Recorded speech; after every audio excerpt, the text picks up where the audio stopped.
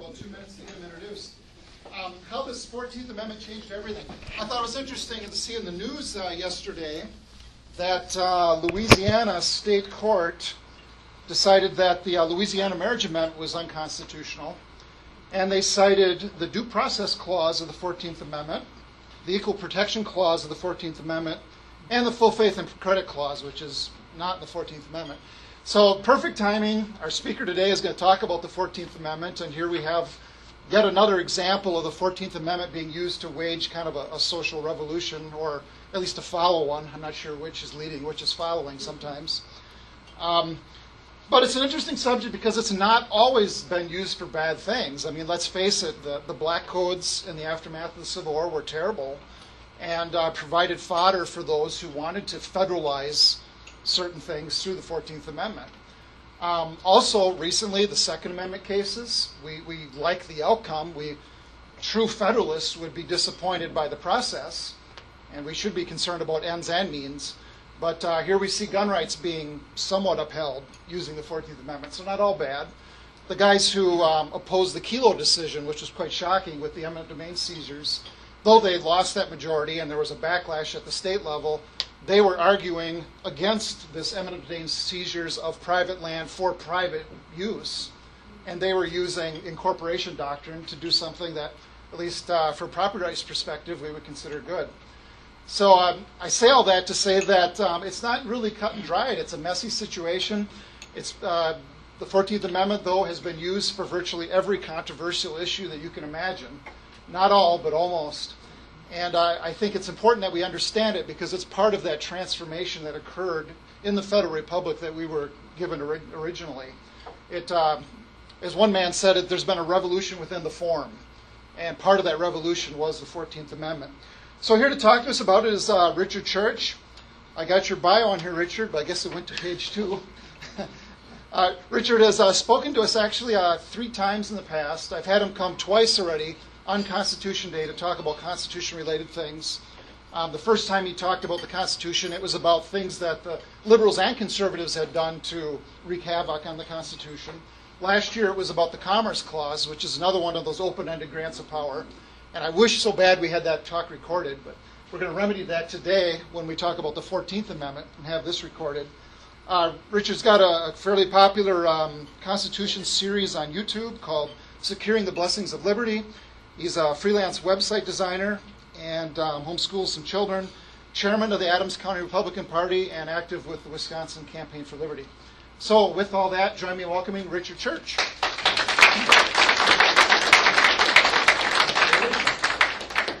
All right, thank you, and good to be with you here again today.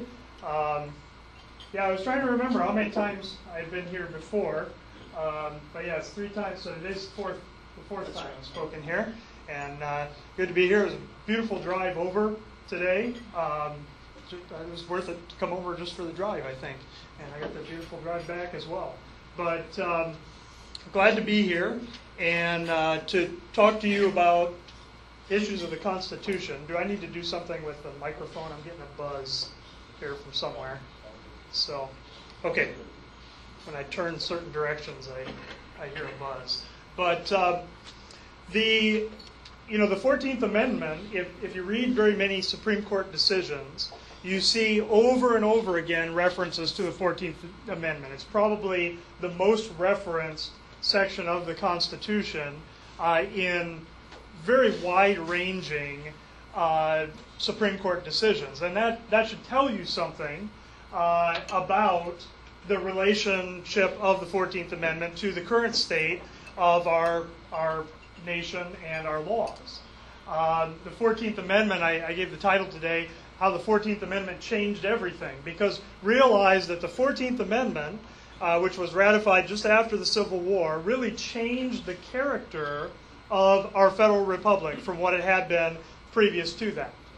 And when you look at, we're people here that care about our system of government. We care about our laws. We care about those things. It's important to know how we got to where we are, right? If we're gonna improve things, if we're gonna make things better, we need to learn the lessons of history.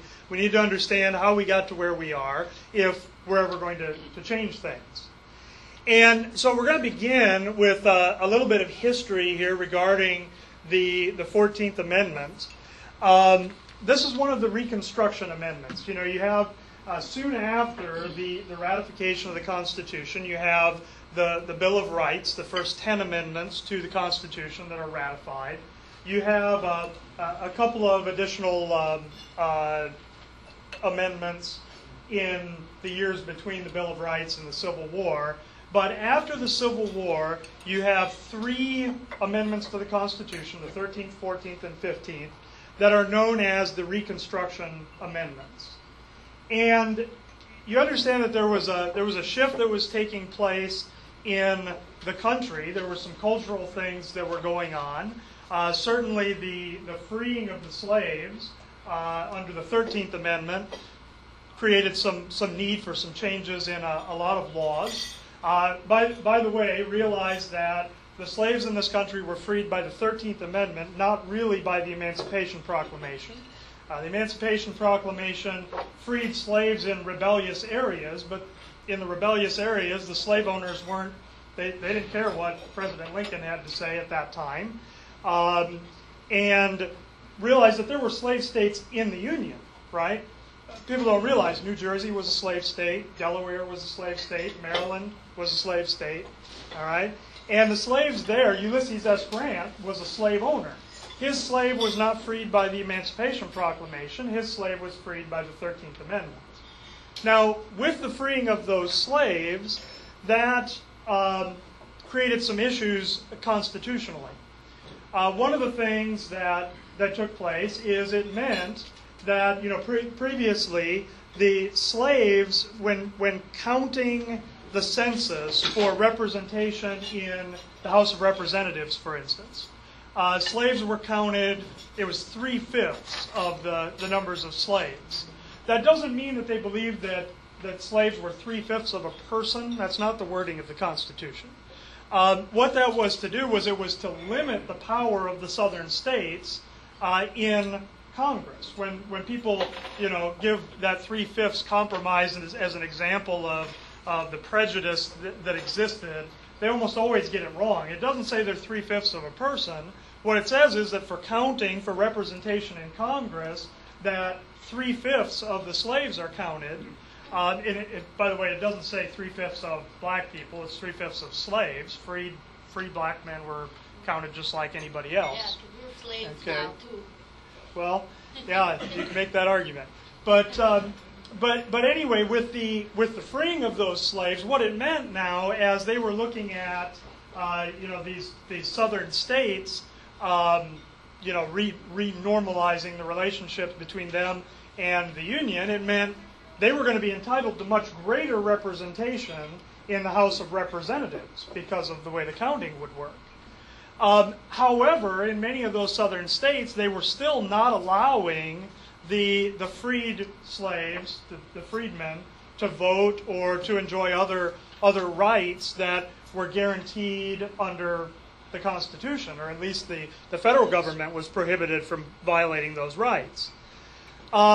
There were, from the time that the Constitution was ratified, there were forces and there were people who wanted to have a much stronger central government than what the Constitution established. They were always looking for opportunities to strengthen that central government. There were certain things they didn't like about the Constitution in that it gave so much power to the states and very little to the central government.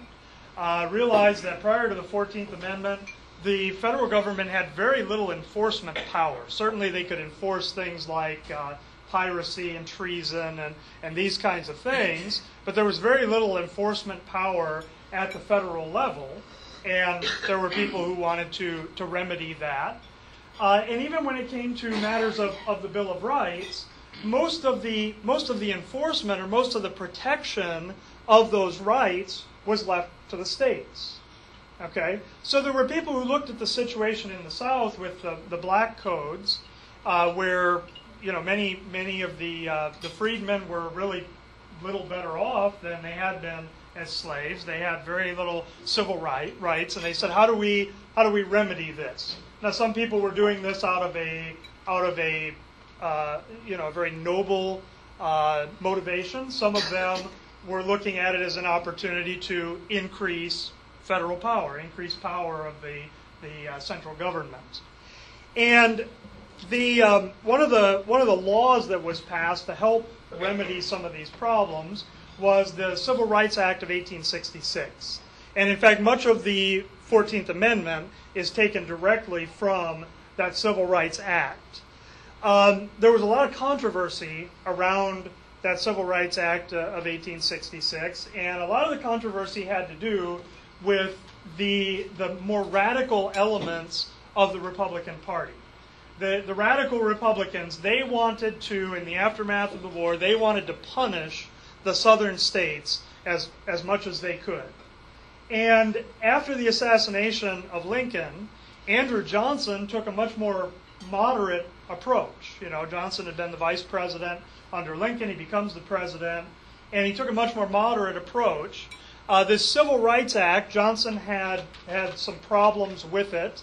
One of the problems he had with it was this was something that was going to affect mostly the southern states at a time when 11 out of 36 states had no representation in Congress. Right? So think about that. They're passing laws that are going to affect a third of the states, and a third of those states that don't have any congressmen, senators, because you know they had left that, and then they weren't permitted to have that representation again right away. And so Johnson vetoed that Civil Rights Act. This was the first time that there was an override of a presidential veto, and the conflict there between Johnson and the Congress grew to the point that eventually Johnson was impeached. Congress sort of pushed him into taking some action, or they knew he was going to do some things. They created a situation where they felt that they could impeach him, and that was the first impeachment as well. And so just a very controversial time there with a lot of these issues, and the 14th Amendment was no less so. Now, with the Civil Rights Act, okay, so the Civil Rights Act went into law over the presidential veto, but the proponents of it realized that, you know, they were on some pretty shaky ground, because as the southern states regained their representation in the Congress, they knew that it only would take an election or two, and it could be overturned, right? It was just a law. If they pass a law, they can overturn a law, and they felt it would be more secure if they could pass much of the substance of that Civil Rights Act as a constitutional amendment. All right. Now, there was much more controversy surrounding the 14th Amendment than there was the 13th Amendment. You know, the 13th Amendment frees the slaves. That was ratified. It was not, I mean, it was controversial, but not to the degree the 14th Amendment was. But the 14th Amendment was proposed. One of the principal framers of the 14th Amendment was a man named John Bingham, and there was a committee on Reconstruction. They did most of the work in writing the amendment. If you've done much research into the Constitution online, you've probably at some point or other been on the website constitution.org. And the man who handles that website is a man named John Rowland, lives in Texas. He has just a huge library of information there and many things that he's written there. One of the things that he argues about this 14th Amendment is that this committee, in a lot of cases, they became sort of an internal debating society. And many of the terms of the 14th Amendment, they had sort of their own private definitions that they had developed in their committee that were not necessarily the accepted legal definitions of those terms in society in general. And so in some ways the amendment has suffered from that because there's a lack of clarity about certain things like privileges or immunities or due process or other things. They had definitions that they understood as a committee, but nobody else understood what their definition was. understand that also that regarding the 14th Amendment, there is, if you read a lot of patriot literature and things, there are a lot of theories, kind of novel theories regarding the 14th Amendment, and there's some things that people claim about it that it does not do. Okay, so one of the claims some people make is they say the 14th Amendment did away with state citizenship and made everybody federal citizens. That's overstatement. The 14th Amendment, we'll look at the text of it here in a moment. It certainly does clarify a federal citizenship in addition to state citizenship. Prior to the 14th Amendment, most people would have viewed themselves as a citizen of their state, and the Union was a federation of the states. But the 14th Amendment says, okay, it makes people federal citizens, citizens of the United States, not just citizens of their state. Okay, but it doesn't do away with the state citizenship. It also does not replace rights with privileges and immunities. We'll talk about that term there in the 14th Amendment. The term privileges or immunities is a term that's used other places in the Constitution, and those are just terms that refer to specific kinds of rights. A privilege is something you have a right to do, and immunity is a right that you have for somebody not to do something to you. Okay? So the right to vote is a privilege. The right to freedom of speech is an immunity from violations of your freedom of speech. Okay? Another thing that is often connected with the 14th Amendment is this idea of corporate personhood. And in this case, I'm not talking about treating corporations as people, but the idea that people are corporations. Okay, and some of you have heard that argument before. Some of you maybe haven't heard about that. I'm not going to talk about it in depth. But when you read the text of the 14th Amendment, there's really no mention of anything like that in the amendment itself. But so let's look at some things of the text of the 14th Amendment. We're going to come back to Section 1 because that's where we're going to spend most of our time. We'll go through the other 5 sections here quickly and then come back to Section 1 in more detail. You see, some of it is lengthy. That's one of the things you might notice about the 14th Amendment if you're just paging through your copy of the Constitution. Many of those early amendments are very short. You get to the 14th Amendment, you start getting these longer amendments. And Section 2 of the 14th Amendment has to do with the counting for representation. All right. Now, the 3/5 compromise, because the slaves had been freed, that really had been done away with. Basically, what Section 2 says, it says that if a state is going to deny the right to vote to men over, any men over the age of 21, like the South was doing with black men, that their representation in Congress would be limited to the same extent that they were denying people the right to vote. Okay, so that if you had a population that was 25% black and you were denying those black men over the age of 21 the right to vote, then your representation in Congress would be limited by 25%. Okay, in whatever proportion, the same proportion that you were denying people the right to vote. Section 3, now this was something very objectionable to the southern states just for practical reasons. It says that anybody who had taken an oath to support the Constitution of the United States, which is pretty much any government official takes an oath to support the Constitution of the United States, if they had supported the Confederacy, they could never hold any government office ever again. Now, on the one hand, maybe you can see some logic in that to say, here were people who had taken an oath to the Constitution, and then they were a part of a confederacy that tried to break away from that union and set up a new constitution. But realize the practical effect of that. The practical effect of that is that you wind up in the southern states with every government position, from dog catcher on up to representatives in Congress, that you can't put experienced people in those positions. All the experienced people are now disqualified. because if they had been involved in government for any length of time, they had taken an oath to the Constitution.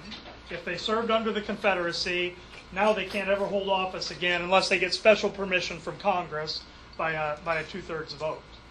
And this is what led to the carpetbagging and things, where people were coming from the north down to the south, running for office, taking these positions, because the qualified people in the south weren't qualified anymore to hold any office. So here you had the federal government saying not only who could hold federal office, but who could hold any office, civil or military, under the United States or any state. And so now a state couldn't decide who was qualified to be a mayor in a town. The federal government was going to decide who was qualified to be mayor in that town. All right? Section 4 expresses the validity of debt that the federal government had accrued during the Civil War. It makes it clear that the federal government is not going to assume any of the debts of the Confederacy, and that they are not going to entertain any claims. For instance, if a slave owner wanted to come and say, federal government, you took away my slaves, therefore you owe me reparations, they make it clear that they're not going to consider that valid. Just an odd thing, in some of the standoffs in Congress over the budget and the debt. I heard people make reference to this, when you had things like the sequester and other things, and they made reference to this, and they said, the validity of the public debt of the United States shall not be questioned. This is not a part of this amendment that really, this had application in the context of the Civil War. They're saying that, those debts there at that time, they're saying that the validity of that debt is unquestionable, and they're separating that from the any kind of Confederate debt. Now, Section 5, in these Reconstruction amendments, you begin to see something added on the end of the amendments that you don't see earlier with constitutional amendments, and that is enforcement authority. Many provisions of the Constitution, even things where it says that Congress has power to make laws, the Constitution didn't give any enforcement authority to the federal government. And so there were people who believed we need to strengthen our central government, so if we're going to pass an amendment like this, we're going to say Congress has the power to pass laws, and the government has the power to enforce it by appropriate legislation. Of course, the problem with that is when you start using terms like appropriate, now that's a value judgment. What you think is appropriate may not be what I think is appropriate, right? And what tends to happen with this wording is it always gets stretched just as far as it can get stretched, so that enforcement power by appropriate legislation has come to mean anything at all relating to any of the wording here in the 14th Amendment. Far beyond even what many of the people who voted to ratify this amendment would have considered appropriate. But let's go back to Section 1 and just break it down, because this is where most of the substance of the amendment is found. It says that all persons born or naturalized in the United States and subject to the jurisdiction thereof are citizens of the United States and of the state wherein they reside. You see that federal citizenship there? It's almost like a dual citizenship. There is no indication that the framers of this amendment intended this to apply, for instance, to children of foreign aliens that are born in the United States. Certainly, if you take a very literal reading of that, maybe you could make that case, but that was not their intent. In fact, there were arguments in the ratification and framing of this amendment where people made it clear that it was their understanding, for instance, that this did not apply to, say, children of a foreign ambassador that were born here in the United States. They would not be considered citizens under this amendment. Of course, you realize that this amendment has become the foundation of what people refer to as anchor babies, where illegal aliens will come and have children here, and then it's very difficult to deport those families because they have children that are considered to be a citizen. based on the wording here of this amendment. There's no indication that that was ever the intent of the amendment. The intent was those freedmen that had been born here, that had lived their lives here, that were citizens, residents of the United States, that they would be counted as citizens. That was what the intent was, not that somebody would be able to come across the border, have a child, and that child be a citizen. All right? But so you see the citizenship there. It says that no state shall make or enforce any law which shall abridge the privileges or immunities of citizens of the United States. Now, privileges or immunities, this is the Privileges or Immunities Clause. There's another part of the Constitution that's called the Privileges and Immunities Clause. That was in the original Constitution. And again, those are just terms that refer to specific kinds of rights. Earlier drafts of this amendment just used the term rights. Other drafts of this amendment used wording that's familiar to the Constitution regarding being deprived of life, liberty, or property. Okay? And they settled on this term privileges or immunities. The privileges or immunities largely are laid out in the Bill of Rights. And so the intent here was to take those things of the Bill of Rights and make it clear that they did not apply just to the federal government, but they also applied to the states. That if the federal government could not violate somebody's right to free speech, then the state couldn't either.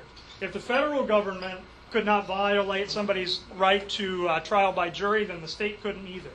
It was to take those specifics of the Bill of Rights, and the term that we'll talk about in just a moment is incorporation, to incorporate them to the states. Okay? And those are the privileges and immunities that are talked about there. Here it says, nor shall any state deprive any person of life, liberty, or property without due process of law.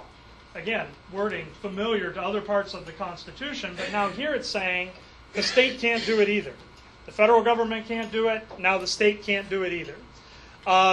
The due process here, due process is kind of, in fact, even the word due is one of those words that is sort of a value judgment. Who decides what is due process, right? But due process of law would be those things that are guaranteed in the Constitution.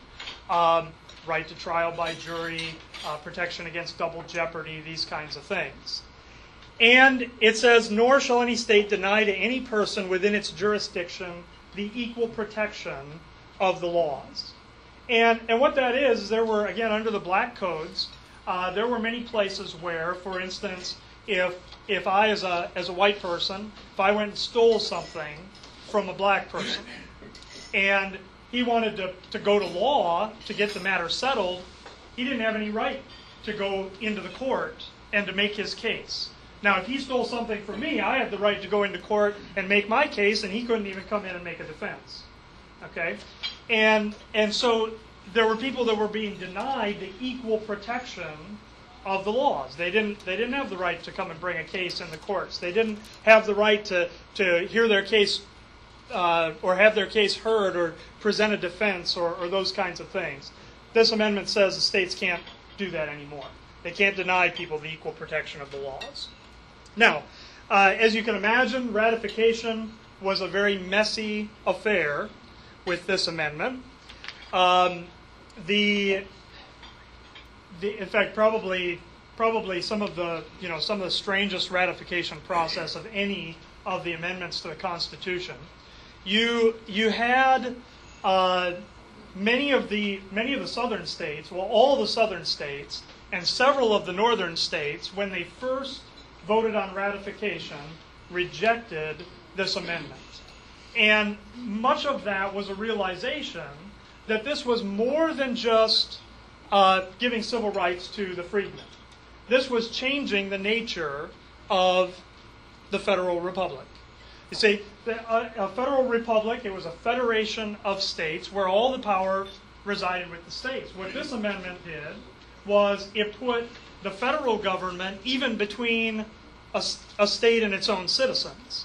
Right? Previous to this, if you had a grievance against your state, if you wanted to challenge some state law or something like that, it could only go before your state courts. The state courts would decide if the state was upholding its laws. All right. Now, under this amendment, the federal government and the federal courts could come in, and I, as a citizen of a state, could go to the federal government and say, my state is violating this or that, and now the federal government can become an arbitrator in that. Now, on the one hand, in some cases that's been used to do some good things. On the other hand, you have no greater guarantee. There's certainly places where states were violating their own constitutions and violating good principles of law and how they were treating their citizens. But in putting all that power at the federal government, certainly if you have a federal government that's going to use that power for good, it can be a good thing. But what happens when that central government starts to abuse its citizens? The previous arrangement where the state could stand between its citizens and the federal government was no more. And so it just shifted things around. It really just shifted around where the larger abuses would occur, and in some ways made it more difficult because, if you were a free person living in one of these states and your rights were being violated, you could go across the border to a different state where you would be treated differently. But if it's all centralized at the federal level, now you'd have to leave your nation to do that. Okay? And it very much changed the nature of the federal republic. And so ratification was very controversial. Like I say, initially many states rejected it, not just southern states. All the southern states rejected it, but northern states rejected it as well. In response, the Congress instituted a military occupation of the South. Understand that sometimes we conflate things in our minds in history, and realize that in the years after the Civil War, there was a period where there was not a military occupation of the South. But when the South would not participate in ratifying the 14th Amendment, they split up the South into 5 military districts, sent soldiers there to basically rule and to set up new governments. Okay. Now again, you start to put yourself in those people's shoes. I mean, if soldiers came and told you, your government, your local government, your state government is no more, we're going to decide who we want in those positions, you would certainly see that as an assault on your freedom. And what Congress did was they said to the southern states, who still had not regained representation in Congress, they said, we're not going to allow you to have senators until you ratify this amendment. It became the condition of regaining their representation in Congress. So you can imagine the effect that had on ratification. What happened is the southern states started to realize, they said, we don't like this amendment, but if we don't ratify this amendment, we can't have any influence on any laws that are passed on the federal level. They realized that without any representation in Congress, the northern states could pass whatever laws they wanted on the southern states, and under coercion, those southern states began to ratify that amendment, even ones that had initially rejected it. Now, at the same time, some of the northern states that had initially ratified it, New Jersey and Ohio, they rescinded their ratification. They said, we thought this was a good idea, but not under these conditions, not with the way that these southern states are being treated, and they rescinded their ratification. Here's a map that shows the blue northern states here are the states that initially ratified it with really no controversy. These light blue southern states are states that initially rejected it and then were coerced into ratifying. The yellow states here, Ohio, New Jersey, those were states that initially ratified it and then rescinded their ratification. The purple states ratified after the required number, after it had already become part of the Constitution. And California ratified the 14th Amendment in, I think, 1959. So they were a little late to the party. But it was, in many of these areas, it was just seen by a lot of people as just kind of legal chaos. I mean, they're being being forced by military occupation to ratify a law that they do not support.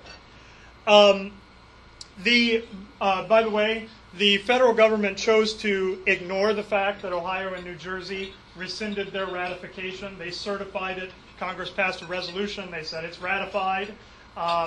They treated these states that changed their minds. They treated that only in one way. If a state had initially rejected it, but then later ratified it, they counted that. And if they ratified it but later rejected it, they still counted it as ratification.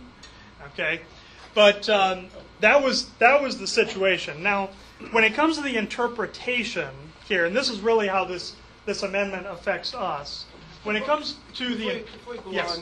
on the ratification part, I mean, I Yep. love that part because it Yep. really shows how corrupt Yep. this country is. But who was the party that was in control at that time? Republican Party. Oh, I just Republican Party. Yeah. No offense, the Democratic Party is just as corrupt, but the foundation of the Republican Party was corruption and evil. And it Certainly remains the same. centralized federal government. Yep. Now, this doctrine of incorporation, this is how this amendment affects us. Because incorporation, so that's a reference to taking the specifics of the Bill of Rights and applying them to the states. Okay? So, for instance, you take the First Amendment. First Amendment says Congress shall pass no law respecting an establishment of religion or denying the free exercise thereof. Right? That says Congress shall pass no law. It says nothing about your state government or your local school board. Right? However, originally under the Constitution, many of the states had established religions. In Massachusetts, the Congregational Church was the established church, supported with tax dollars until well into the 1800s. Okay, that was perfectly constitutional because it didn't say states shall pass no law; it said Congress shall pass no law. There's an example where that First Amendment, through incorporation, has been applied to the states, and the courts say, local school board, you can't, in some cases, have even disallowed prayers in Jesus' name before a school board meeting because that's the establishment of religion. Far beyond the intent of what the framers of the Constitution had and probably even beyond the intent of many of the framers of the 14th Amendment. But that's the doctrine of incorporation.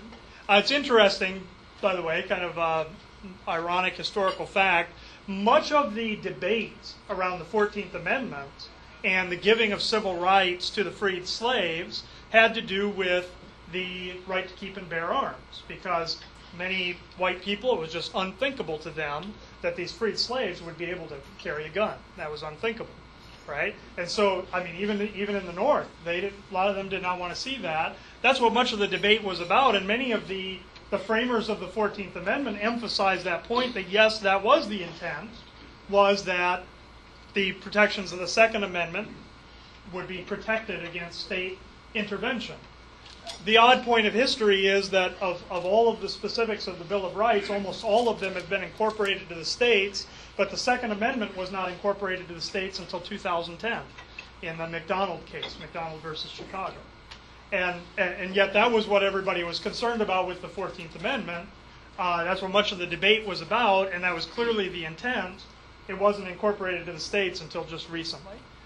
There have been several views of incorporation. One of the dissenting views, it hasn't been the prevailing view, but the view of Justice Hugo Black was that the 14th Amendment totally incorporated all of the Bill of Rights, or at least the first 8 amendments. The 9th and 10th don't really have to be incorporated. But Black's view was that it incorporated all of the details of the Bill of Rights to the states. Total incorporation. That was Black's view. That has not been the prevailing view. Instead, what's usually happened with the court is, first of all, the court has decided cases very narrowly. They don't want to make blanket statements about the incorporation of the Bill of Rights, and so they'll incorporate one little piece of the Bill of Rights in this case, one little piece in that case, one little piece in that case, and in some cases they've said, certain parts of the Bill of Rights are not incorporated at all. The prevailing view has been the view of Justice Felix Frankfurter, which is that incorporation is based in the due process clause of the 14th Amendment, and that only things related to due process are incorporated into the states. So things like Miranda rights. Okay, that's something that has been, the Miranda case was about informing somebody that they have the right not to incriminate themselves, right? That's been incorporated to the states. That's a matter of due process. That's the process that people go through, and that's what much of the Bill of Rights is about, is those matters of due process. Things like warrants, searches and seizures, these kinds of things. That's been the prevailing view. That's why the Second Amendment, which is not strictly related to due process, that's why it took so long for it to be incorporated by the Supreme Court.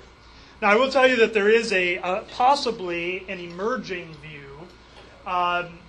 Justice Thomas, in the McDonald case, he wrote a concurring opinion, not the majority opinion, but a concurring opinion, where he based, in his opinion, the doctrine of incorporation in the privileges or immunities clause, which would say that the rights, whether they have to do with due process or not, the rights of the Bill of Rights should be incorporated to the states. And it's possible, if that view gains traction, that you could see some overturn of some long-standing cases regarding the 14th Amendment and incorporation. But, when you start to put all of that together, you see why this is such a far-ranging amendment, and you start to see why it's so often appears in so many court decisions. Because much of what is being litigated today has to do with restrictions on the states, what the states can and can't do, and the way they bridge that gap between the Constitution and Bill of Rights and the states is always with the 14th Amendment. And so often the case has to be made that the federal government needs to prevent the state from doing such and such because of equal protection, due process, these kinds of things. Okay? And so you see the 14th Amendment appearing certainly in gun control cases, gun rights laws, and court cases. You see it in matters of abortion, right? So the court found a right to privacy in the Bill of Rights. The way they got to prohibiting the states from enforcing their abortion laws was through the 14th Amendment. And you could just, I know in the announcement for today, David gave a long list of issues, and really almost any issue you can think of, almost any legal issue you can think of is going to relate back to this in some way. Because this is what changed that federal character of the republic. This is what took the power away from the states and put it with the federal government. Without the 14th Amendment, the federal government would not be able to do most of what it does today. Now, the lessons from that, I think one of the biggest lessons is be very careful when you're thinking about, I know there's various people proposing various amendments to the Constitution today. Realize that whatever wording you use to amend the Constitution, even if it's to do something good or to right some perceived wrong, it can be misinterpreted and stretched completely out of proportion somewhere down the road. Okay? The intent, when you read at least most of the framers of this amendment and most of the people that ratified it, they wanted to make sure that freed slaves had the same civil rights as everybody else. That's what the intent was. But you see how it's affected everything. It's changed everything. And through interpretation, through its use by the courts. Okay, so it's partially a cautionary tale. Be careful about what you support when it comes to amending the Constitution. Be careful that there's no possible way that wording of some proposed amendment can be used to actually expand government power rather than restrict it. Okay? And as far as the solution to this, the 14th Amendment is not going away. Probably nor should it. Again, there have been abuses of interpretation, but really the intent of the 14th Amendment was by and large a good thing. There is certainly room for possibly some clarification of some of those terms through further amendments to the Constitution. But again, much care would need to be taken in that wording to make sure it is clear in a way that the 14th Amendment is not. That it wouldn't just lead to greater obfuscation and a lack of clarity that's going to be interpreted to grant new federal powers. Okay, but that's how we got where we are. That's how things changed from being a federal republic with states' rights and the power at the state level to a national government where the power is at the federal level. And it's a long road back. I know many of us would like to see more power at the state level. And certainly the state still has options available to it to assert its power against federal overreach. Although it seems often today there's much timidity when it comes to using those things like nullification and other options that the state would have. The state does still have some options in that regard, but it's a very long road back to what the founders, who originally wrote the Constitution, would recognize as the federal republic that they established. And that's where I'm going to close. We're right at the end of our time. It's probably not time for questions, but you can certainly come and talk to me. I think we should field a couple anyway, Should we? just because All right. I feel bad if we didn't. All right. So, any questions for Richard? Ernie, I saw you had your hand up earlier, so I'll take you first.